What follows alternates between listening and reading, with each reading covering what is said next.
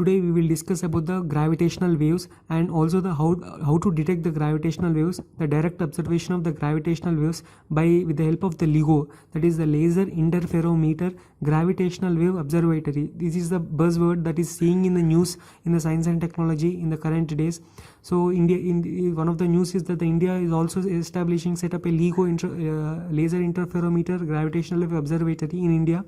So what is actually the gravitational wave, and also what is the LIGO? Let us discuss in this thing, and we will discuss about the following in a term wise and in a topic wise.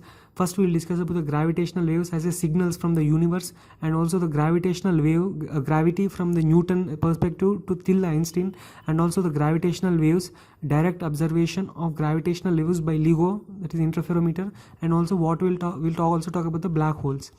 So on September 14th, 2015, 5 years ago, the Laser Interferometer Gravitational Wave Observatory, that is LIGO, received the first confirmed gravitational wave signal, now known as GW 150914, for the date on which it received the signal, that is on 22/015, 15 is taken, and also the 9th month and the day 14th.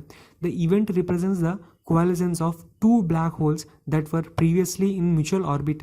See, in the same orbit there are two black holes that are in the coalescence, that is the intermixing of them has happened, and we have got a signal from there, GW 150914, and that is the first event that the evidence of the gravitational wave we have found. LIGO's exciting discovery provides direct evidence of what is arguably the last major unconfirmed prediction of Einstein's general theory of relativity. Gravitational waves are ripples in the space-time produced by some of the most violent events in the cosmos, such as the collisions and the mergers of the massive compact stars and black holes. These ripples travel at a speed of light throughout the universe, carrying with them the information about their origin, like frequency, wavelength, and the energy they are going to carry, and the distance and the time they give us the information. So one more essential question that is to ask is, what happens when the two black holes spiral in towards each other? So that is called the coalescence of the black hole. See, the coalescence of the black hole is nothing but when the two black holes are in the same orbit and they spiral in towards each other. It's same as when two balls are hinged to a knock, and the weight is coming down. The two balls with the increasing frequency, they spiraling towards each other. The same concept can be applied to the two black holes spiraling towards each other in a mutual orbit. And next comes our topic is the wrapping of space-time. What is the wrapping of space-time? See, a pair of orbiting black holes will produce gravitational waves, right? See, that is when both are orbiting, they produce the gravitational waves, which are ripples in fabric of space-time, that we call in the space-time as ripples.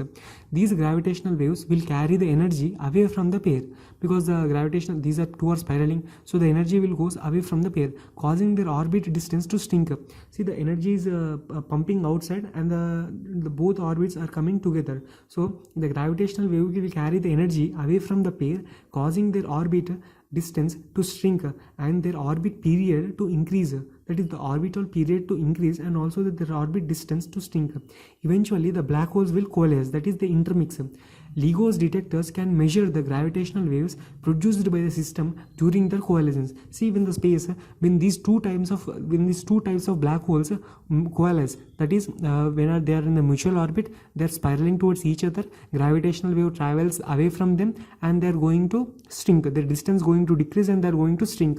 So this with the help of these LIGO detectors, this event can be detected. But how do binary black holes wrap space-time? That is one of the question, because see, there is a concept of space-time, right? What is the space-time? See, the time at which one entity in a space can go to other entity in the other space. So how the black holes can wrap the space-time entirely? That is, it nullifies the space-time. So what is the theory behind it? Before going to that, we will learn clearly about what is the gravitational waves as a signals from the universe. Gravitational waves as signals from the universe. Gravitational waves are ripples in the fabric of space-time caused by accelerating masses such as colliding black holes, exploding stars, and even birth of the universe itself. Albert Einstein predicted the existence of the gravitational waves in 1916. Derived from his general theory of relativity, Einstein's mathematics showed that the massive accelerating objects would disrupt the space-time in such a way that the waves of the distorted space would radiate from the source. That is, when the disrupted space waves, such as the coalescence of the black holes, due to which we get a gravitational wave, that is the ripple, that would disrupt the space-time in such a way that the waves of the distorted space would radiate from the source, that is from the coalescence of the two black holes. These ripples travel at a speed of light through the universe, carrying information about their origin as well as clues to the nature of the gravity itself. These two black holes in mutual orbit, as we have talked previously, will revolve around each other and emitting the gravitational waves and losing the orbital energy, as illustrated. See, they are moving towards each other and losing the gravitational energy, are going to coalesce. These two black holes in the mutual orbit will revolve around each other and emitting the gravitational waves and losing the orbital energy, and illustrated. Over the time, the energy loss causes the stars to move closer together and orbit around each other faster and faster until they eventually merge together and coalesce. This type of merger has never seen before, but been directly observed. That is, it is in the past years in the space history, this event has not been never been detected. But in the last 2015, the LIGO has detected such an event, and it is the type of the event that emitted the gravitational waves detected by the LIGO on September 14th, 2015. Historically, scientists have relied primarily on observations with electromagnetic radiations. That is, by using the electromagnetic radiation, we are detecting the waves, and we are detecting any such events. Like that electromagnetic radiation, visible light, X-rays, radio waves, microwaves, etc. To learn about and understand the phenomenon in the universe. In addition, some types of subatomic particles, including the neutrinos and cosmic rays, have been used to study the cosmic objects. Scientists build different types of telescopes and observatories in order to detect these different types of signals. Some telescopes are located on the ground, example Hubble Space Telescope, etc. And some are located in the satellite orbit, like Earth. Hubble telescope is located in the satellite orbit, orbiting the Earth. See, Hubble telescope is not on the Earth. It is a revolving satellite that is in the space. So the Hubble telescope uses the visible light and ultraviolet light, and the normal things which we use in our Earth, we use the visible light as a source to detect the space activities. So the telescopes in the ground use visible light, right? And the telescope in the space, that which revolve around the Earth, like Hubble Space Telescope, the images are visible in visible light as well as the ultraviolet rays, UV rays, and still other are buried in the ice, neutrino detectors. These are buried in the ice or far underground. Each provides a different and complementary views of the universe, with each new window bringing exciting new discoveries. See, just as the cosmic objects generate different wavelengths across the different electromagnetic spectrum, the different physical systems are expected to generate different wavelengths of gravitational waves. That is, see, the different events will generate different magnetic spectrum, different waves in the magnetic spectrum. See, in the same way, the different events will generate the different types of gravitational waves. This in turn can be observed by different types of observations. So we need to observe differently in the different type of observations. See, the expected strength of the, see, we can see in this diagram that the expected strengths of the gravitational wave, usually called BH wavelength bands, and types of sources expected in each band. LIGO and other similar sized ground based interferometers such as Virgo in Italy, that is the LIGO in the Italy is called Virgo, are sensitive to gravitational waves with the frequencies range from 10 to 2000 hertz. So 10 to 2000 hertz, you can see here, or it is such a sensitive one. Next, we look into the gravity from Newton to Einstein.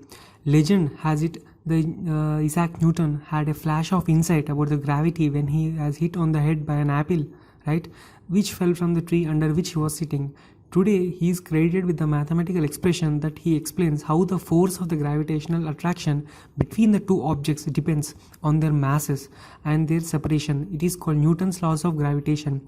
In the early, our understanding of the gravity grew slowly out of many astronomical observations that were made by an ancient Babylonians, Egyptians, Greeks, so on.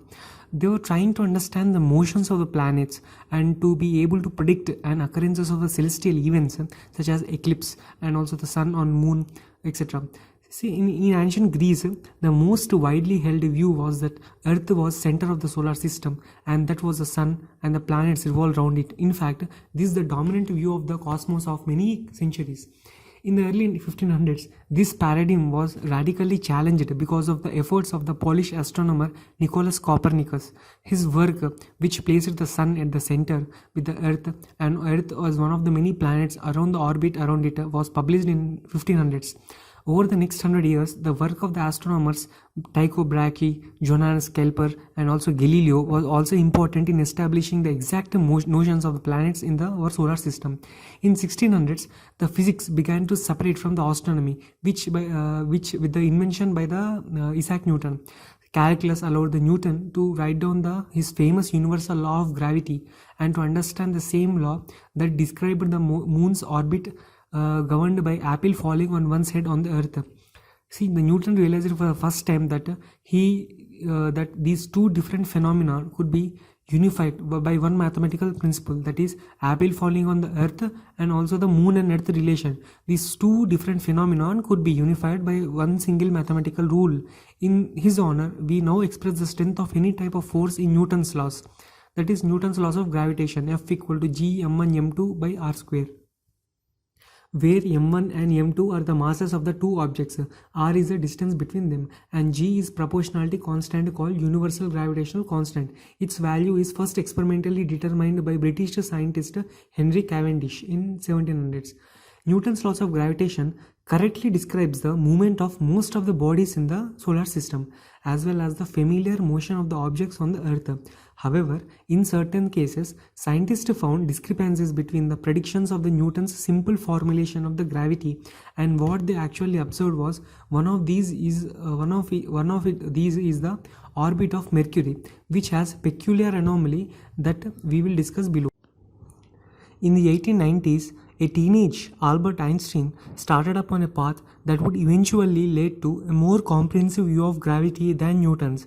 The work of physicist James Clerk Maxwell in 1870s united the concepts of electricity and magnetism is a powerful framework. Maxwell realized that fluctuations in the electromagnetic field, such as those produced by vibrating electric charges, would produce electromagnetic waves, light waves. As a teenager, Einstein imagined moving alongside a light wave as the speed of light. He realized that in this frame of reference, the light wave would appear to freeze. The electric and magnetic field would oscillate in a time, but he wouldn't see the wave moving away from him. The problems associated with this frozen wave pictured led to Einstein to the key insight that the speed of light is the same for all the observers, independent of the state of motion. He also assumed that laws of physics must be same for all observers.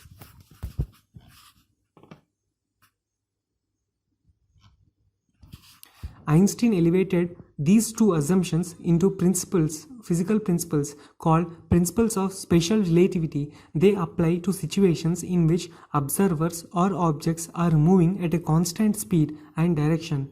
His resulting theory, the special theory of relativity, though inconsistent with our common sense notions of the world, has been shown to entirely consistent to extremely high accuracy with all experimental tests. With Albert Einstein published his first paper on special theory of relativity in 1905, he did not yet fully grasp its geometrical nature. He came to appreciate these aspects of the theory over the next several years while working with the mathematician Minkowski. Minkowski developed the idea of space-time, in which events occur in the four-dimensional space that includes both three-dimensionals and of one dimension of time. Hence, the name. In 1915, Einstein published a new work of general theory of relativity, a new mathematical formalism to extend his special theory to situations in which objects were able to accelerate. It was a culmination of the decade of concentrated effort.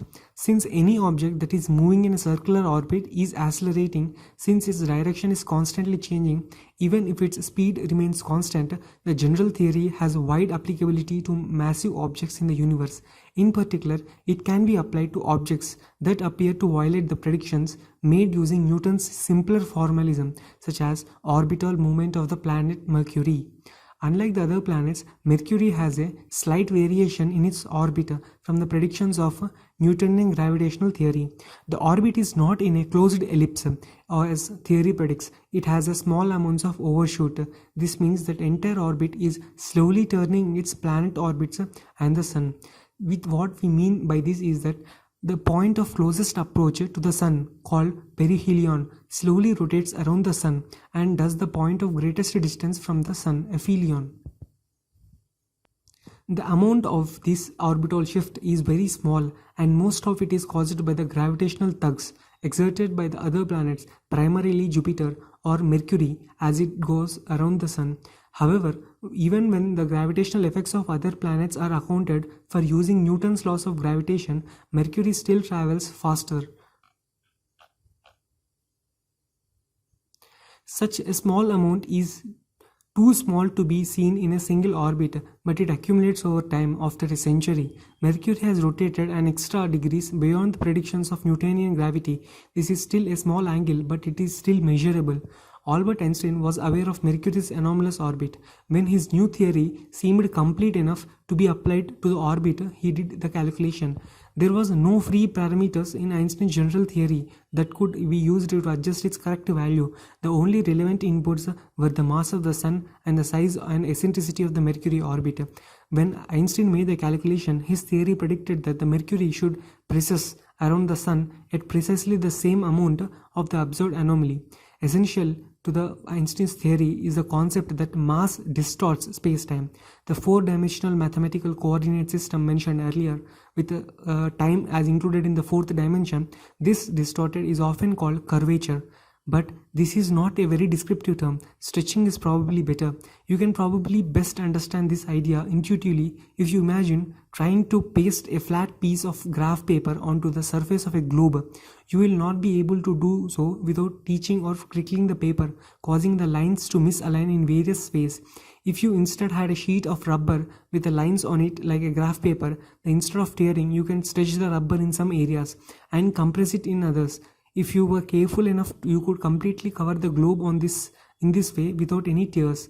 This stretching and compressing would distort the lines on the sheet, just as the gravity distorts the coordinates in the spacetime. In fact, gravity is the coordinate distortion. What it means is that some places a centimeter is shorter than a centimeter in other places, where the gravitational field strength is different. It also means that the second in some places is longer time interval than in other places. That's the time stretching part of the space-time.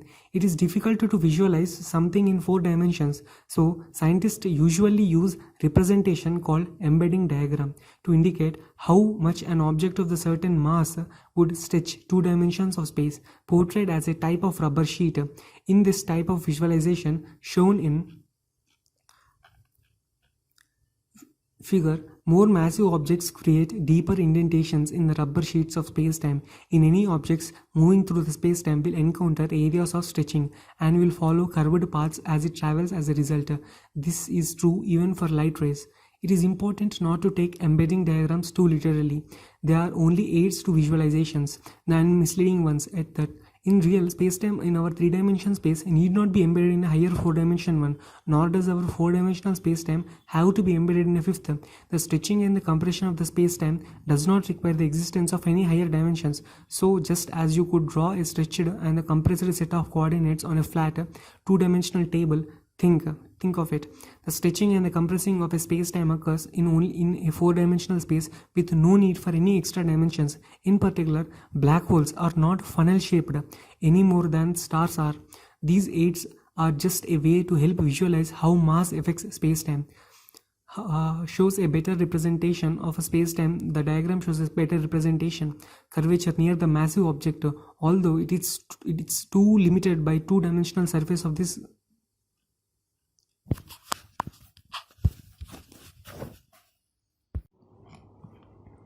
Gravitational waves.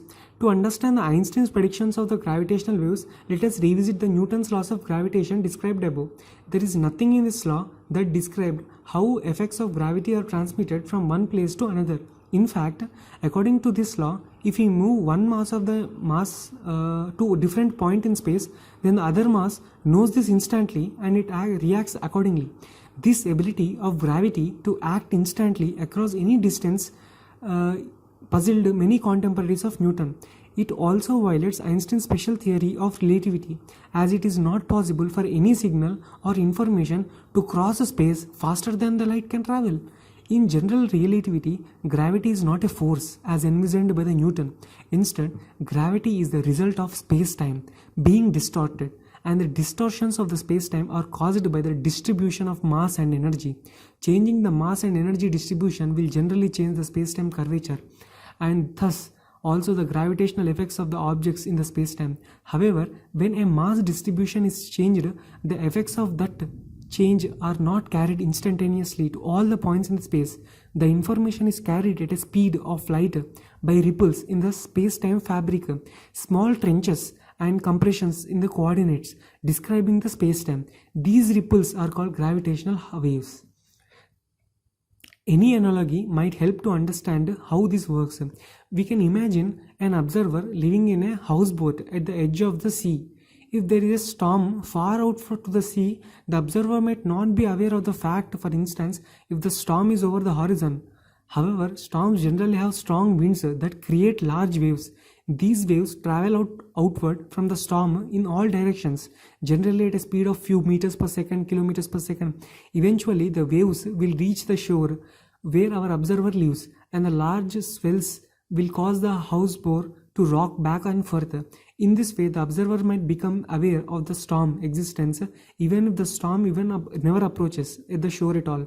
Surfers are aware of this and use satellites to track storms so that they can predict when the waves at a certain beach might be good for surfacing.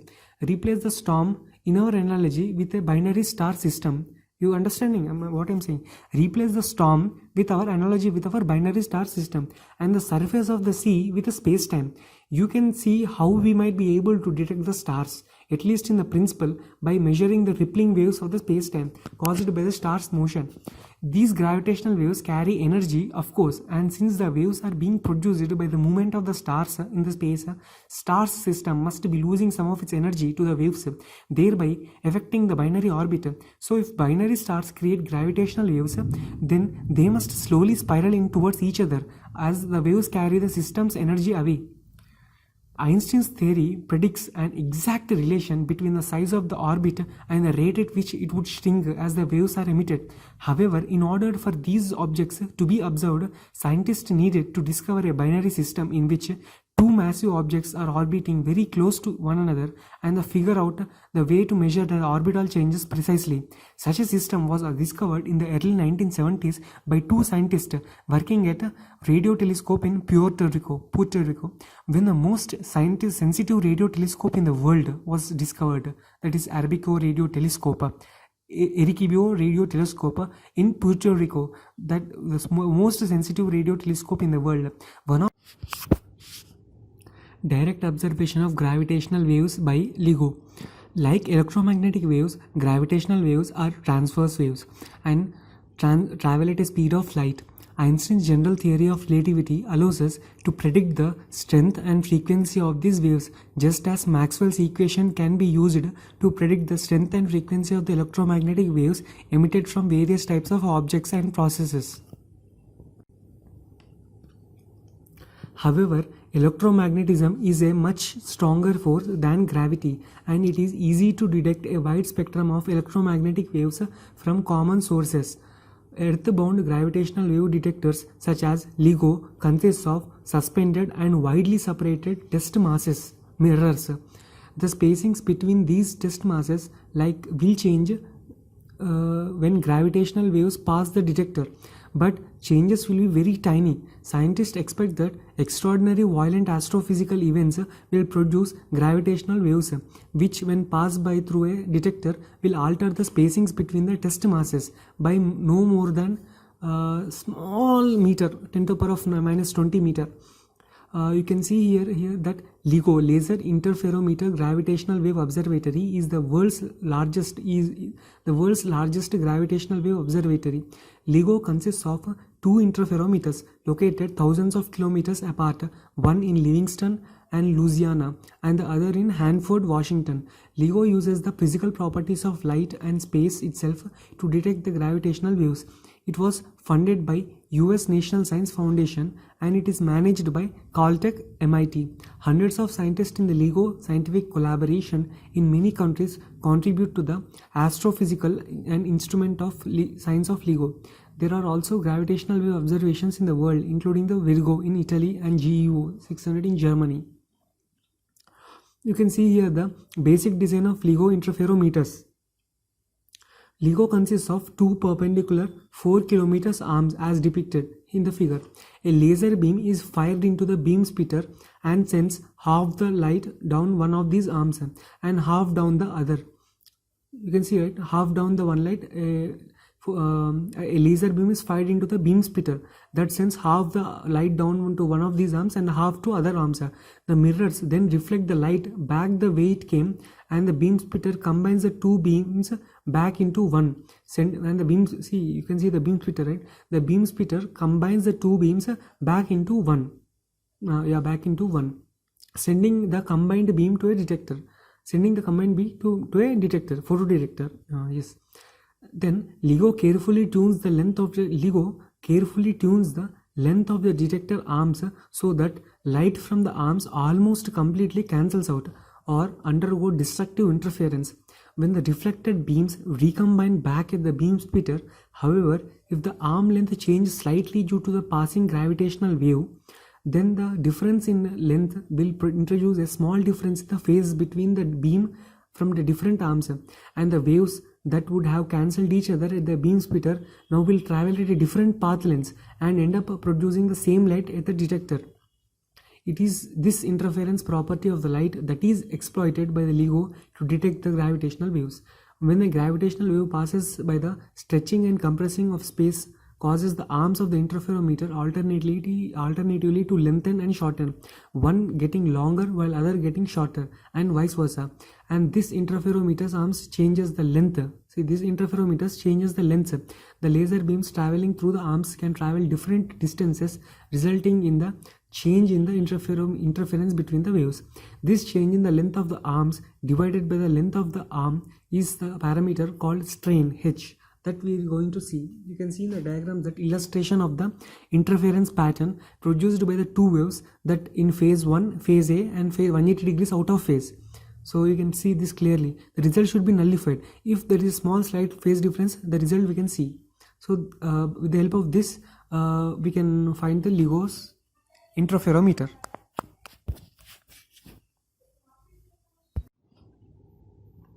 Now, black holes. Most people think of a black hole as a voracious waveful in space sucking down everything around it, but that's not really true. A black hole is a place in some space where gravity is so strong that the matter or energy could only escape from it by traveling faster than the speed of light, which isn't possible according to the laws of physics. If you take an object and squeeze it down in size, or take an object and pile mass onto it, the gravity will go up. At some point, if you keep doing that, you will have an object with so much gravity that escape velocity can exceed the speed of light. Since that ultimate speed limit of the universe, anything venturing too close would get trapped forever. The distance from the black hole at which no light can escape is called event horizon.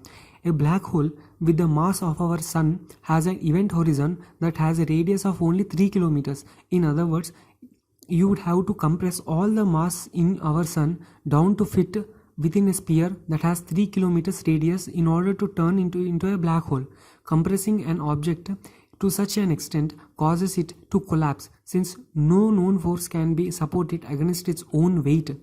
At that point, its matter is squeezed out of existence, converted into pure energy of the gravitational field.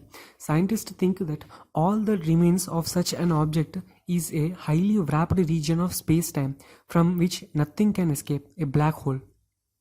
One way a black hole to form is a supernova, an exploding star.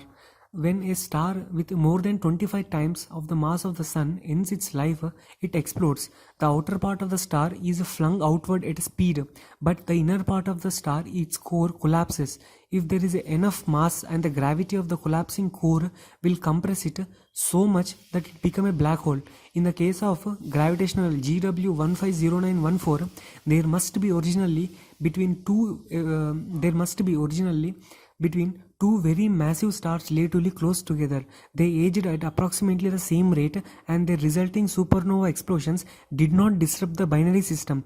This would happen if most of the mass of the system was captured into the collapsing cores rather than expelled from the system by explosion.